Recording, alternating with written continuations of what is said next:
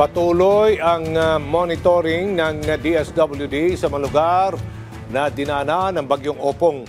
Wala namang naging aberya ang kagawaran sa paghatid ng tulong sa mga apektadong pamilya.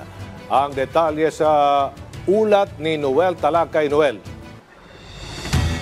Aljo, sinabi ng tagapagsalita ng Department of Social Welfare and Development o DSWD na si Assistant Secretary Dumlao na nagpapatuloy ang kanilang monitoring sa mga lugar na dinaanan ng bagyong Opong.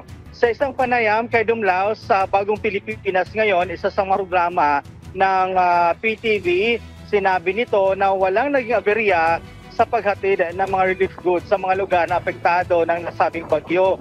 Ito ay dahilan niya bago pa man dumating ang bagyo, naka-preposition na ang ahensya ng mga family food packs sa mga warehouse at LGU para matiyak na tuloy-tuloy ang paghatid ng tulong sa mga apektadong pamilya ng bagyong Opong. Mahigit 340,000 families, katumbas ito ng 1.1 million individuals ang naitala ng WD na apektado ni Rasol, Nando, Opong at Habagat. Payo ni Dumlao sa publiko na sumunod sa mga advisory ng LGU upang hindi masaktan o masawi tuwing may bagyo. Aljo, pakinggan naman natin ang pahayag ni Assistant Secretary Dumlao. Hindi niyo po kinakailangan mag-alala sapagkat ang inyong pamahalaan ay nakahanda po na mamahagi ng paukulang tulong. Ang DSWD po, alinsunod sa kautusan ni Pangulong Marcos Jr., ay may mga nakapreposition po ng mga food and non-food items at nakahanda po kami na ipamahagi ito sa inyo.